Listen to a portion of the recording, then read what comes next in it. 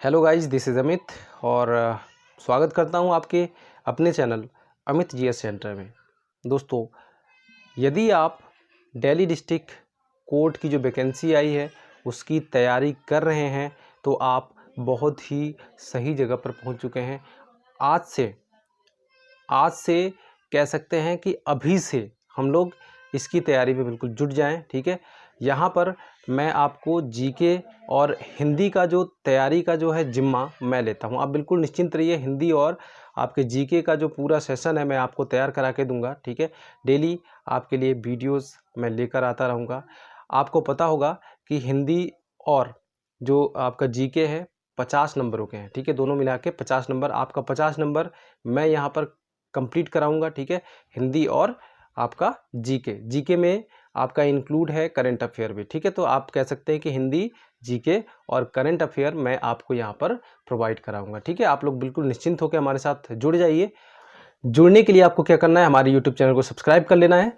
Subscribe करने के बाद नोटिफिकेशन बेल को भी प्रेस कर देना है ताकि आने वाली जितनी भी इंपॉर्टेंट वीडियोस हैं उसका नोटिफिकेशन आप तक पहुंचते रहे। ठीक है, तो आज की इस वीडियो में हम जीके के और करंट अफेयर्स के कुछ क्वेश्चंस को मैं यहाँ पे, जो कि आपके सिलेबस के अकॉर्डिंग है, 25 नंबर्स के 25 क्वेश्चंस हैं। ठीक है, उसका एक सेट बना रखा है मैंने, तो आप लोग यहाँ पर अपनी तैयारी को शुरू कर दीजिए।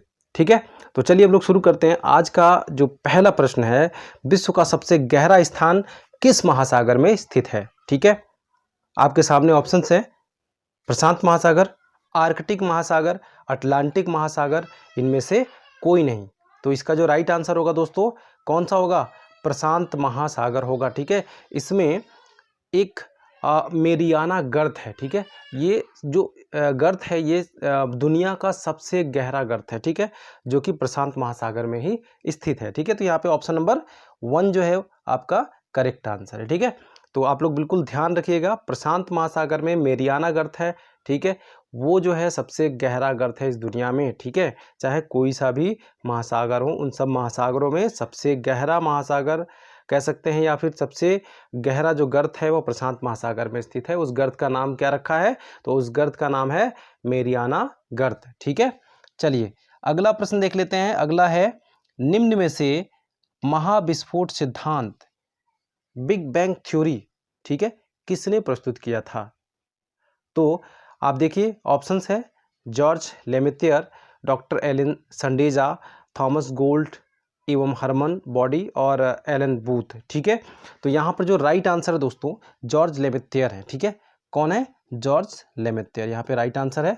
चलिए अगला प्रश्न देख लेते हैं। सूर्य का सबसे नज़दीकी ग्रह है, कौन सा है यहाँ पर? तो सूर्य का जो सबसे नज़दीकी ग्रह है दोस्त, क्या है?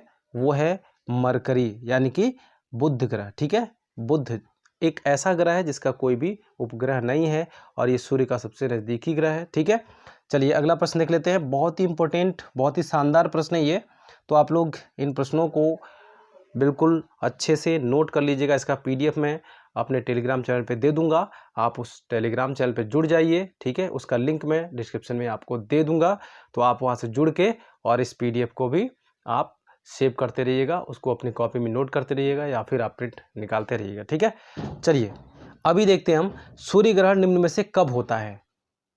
दो ऑप्शंस यहाँ पर आपको दिखाई पड़ रहे हैं, बिल्कुल क्लियर।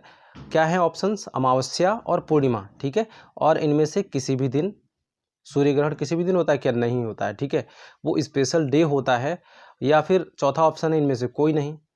तो इनमें से कोई ऐसा तो है नहीं कि इनमें से कोई ऐसा ऑप्शन नहीं है। तो कौन सा ऑप्शन सही है यहाँ पे दोस्तों? तो सूर्य ग्रहण निम्न में से कब होता है? तो वो होता है न्यू मून के दिन। ठीक है, यानी अमावस्या के दिन होता है। यहाँ पे करेक्ट आंसर बनेगा आपका 1। ठीक है, अमावस्या है ना। और पूर्णिमा के दिन कौन सा ग्रहण होता है? तो चंद्र ग्रहण होता है। ठीक है, क्यों? आपको याद करने का ट्रिक भी है कि अगर पूर्णिमा में है, यानी कि फुल मून है, पूरा चंद्रमा दिखाई दे रहा है, तब जाके अगर ग्रहण लगता है तभी तो हमको पता चल पाएगा कि हाँ इसको चंद्र ग्रहण लग गया है।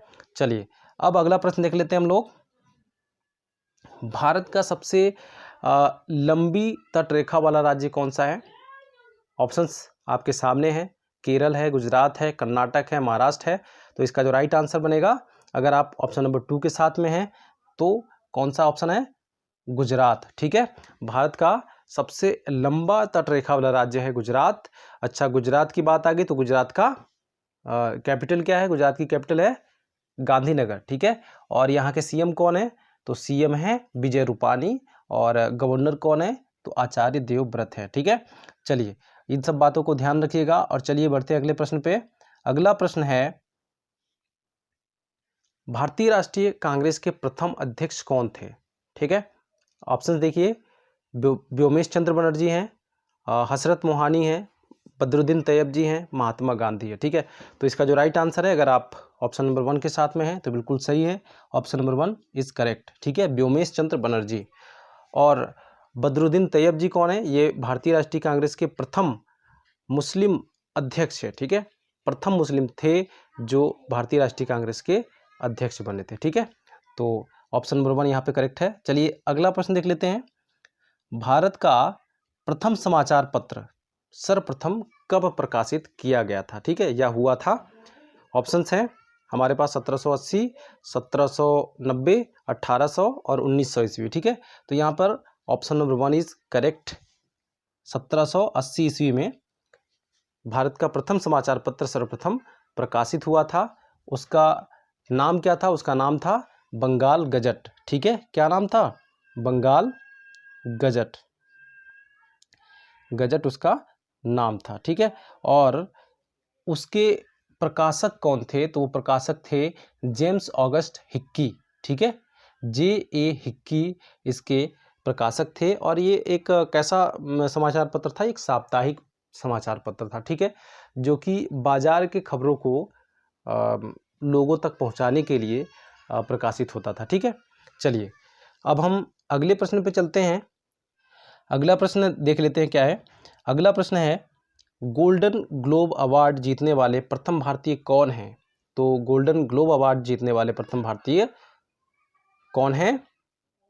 यहाँ पर ऑप्शन नंबर 1 जो है वो करेक्ट है, A.R. रहमान। ठीक है, कौन है?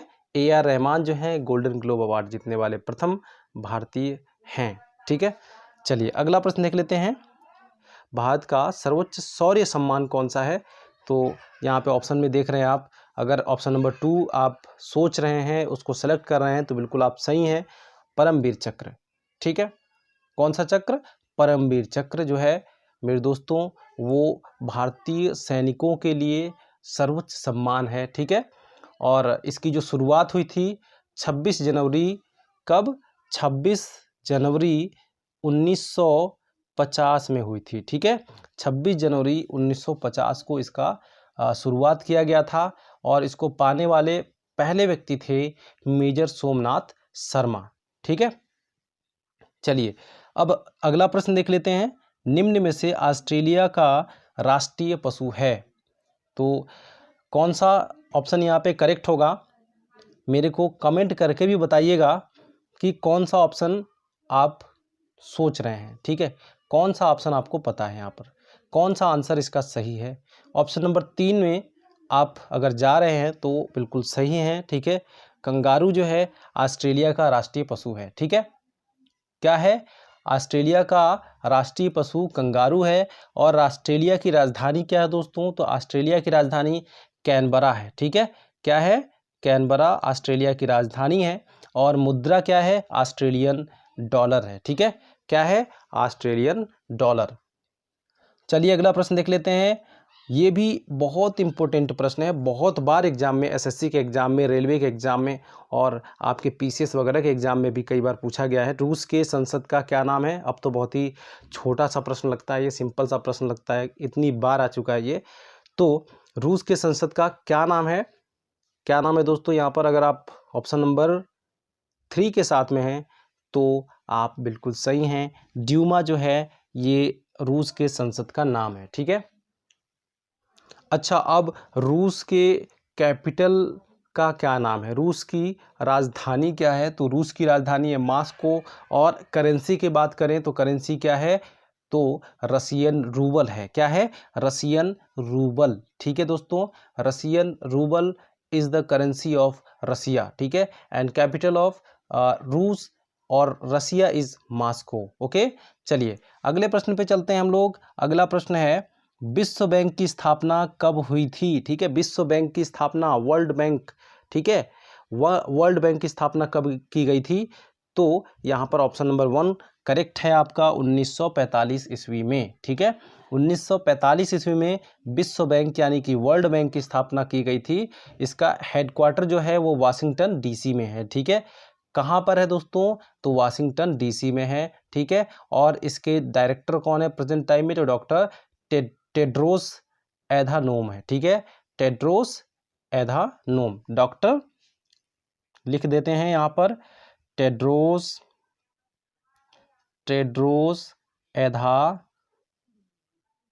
एधानोम। ठीक है, ये इसके डायरेक्टर हैं। ओके, चलिए अगला प्रश्न देख लेते हैं हम लोग।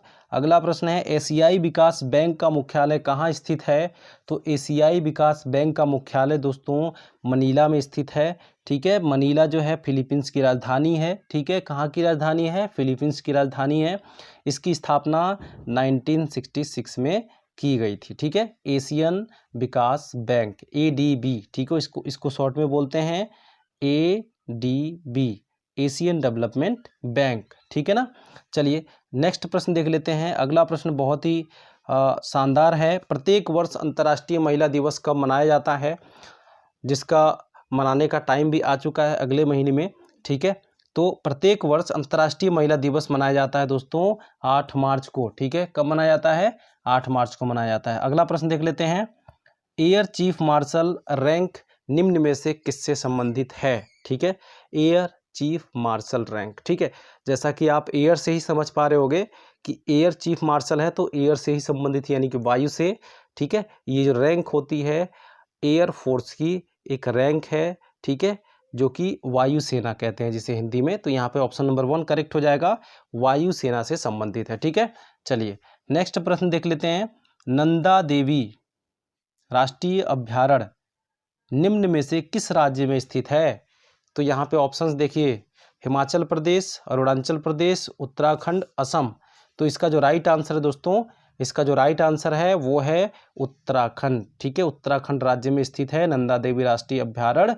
और इसके साथ साथ आप लोग जान लीजिए उत्तराखंड की राजधानी क्या है? तो उत्तराखंड की राजधानी है देहरादून। ठीक है, यहाँ के CM कौन है? तो यहाँ के CM है त्रिवेंद्र सिंह रावत। ठीक है, यहाँ के गवर्नर कौन है?